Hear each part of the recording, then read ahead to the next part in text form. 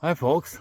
I'm Mark Johnson, and I'm back at the log cabin that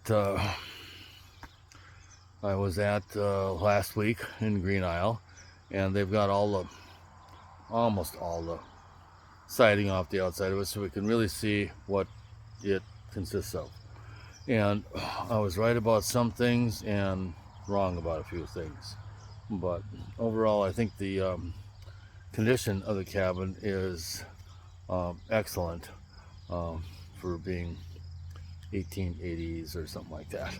Anyhow, we saw this side before, but now they've got all the siding off of this side, except for that corner. um, and there was a window over there that was covered up. I don't know if I mentioned anything about ghost openings, doors and windows that got covered up in the last 100 years for some reason. This side wasn't uncovered, and you can see up there we've got a bad log. Um, it's probably a basswood log. They don't hold up very well, but anyway, they were not going to go over and cut logs out off the neighbor's property when they were trying to clear their own land in the first place. But all the faces of the logs are really in good shape, and they're more than what I expected. I mean, if you look at this one here, this one's 12 and a half, this one's 11, this one's 15 inches, and this bottom one is 15 inches. So anyway, those are good sized logs. And over here we got one that fell off the top of it, and let's see, that one's, well, it's 13 inches. The face is 12. Anyway, as far as my assumptions last week are concerned, there were two windows up there, and we've got this picture window down here, and on the right hand side, you could see where it was filled in, and there was originally two windows on the lower level, and they made a picture window out of it. It can be restored pretty easily by putting some short logs back in there to do that. There was some leakage by those upper windows. You can see how it's uh,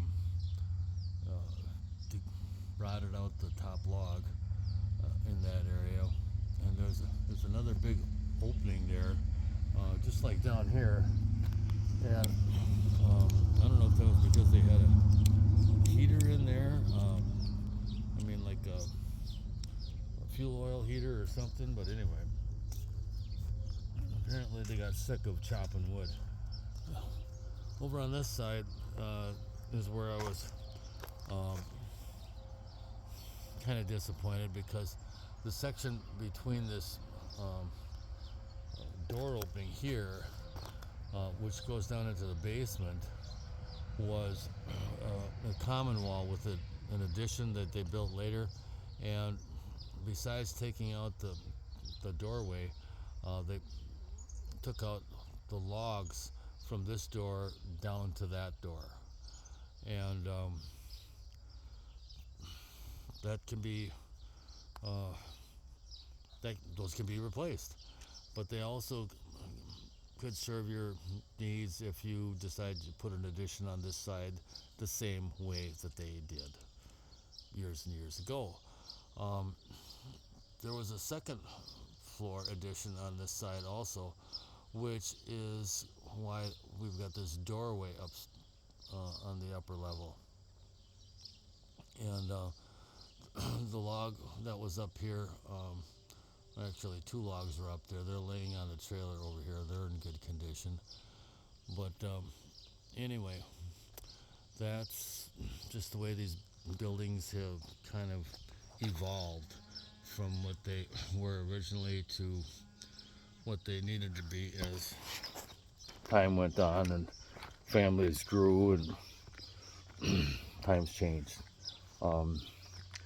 It probably didn't even have running water in the original cabin, and the addition was kind of built when they got that. But anyhow, I'm still pretty happy with the way everything looks. I don't know if we can get upstairs. There's a lot of debris in the stairwell. And the floor joists here are simple 2x10s. I don't know if we'll be able to get those out decent or not. There's 2x in the upper level too. I don't know. I don't think I'm going up there.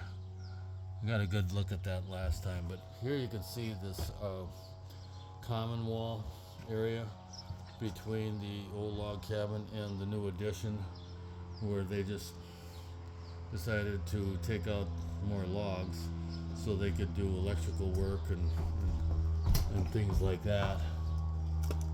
Look at that ornate cover. They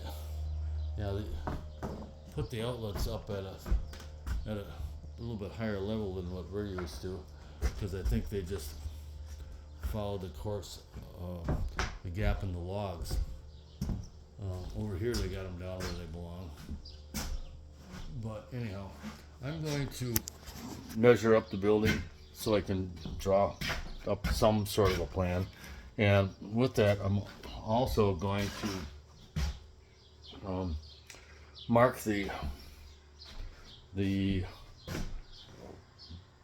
floor height and measure what the floor to ceiling height is in here to see if it's actually consistent. A lot of times it's not, but it's nice to know whether it is or it isn't a uniform ceiling height. So when you put the thing back together, you're not fighting what you think is perfect, and it's really not.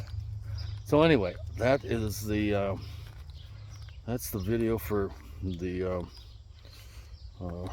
cabin today, because tomorrow it's going to be dismantled.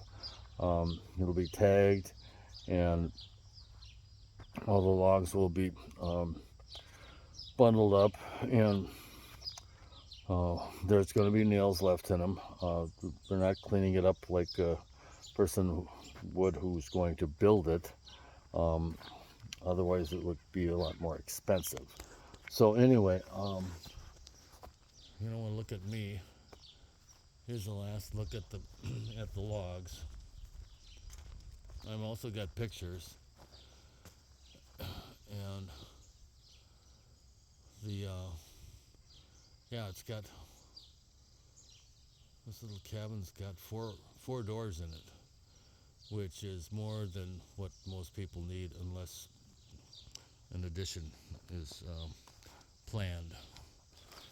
So anyway, if you're like the original pioneers and this little cabin's not big enough for you, then maybe that's not a bad deal.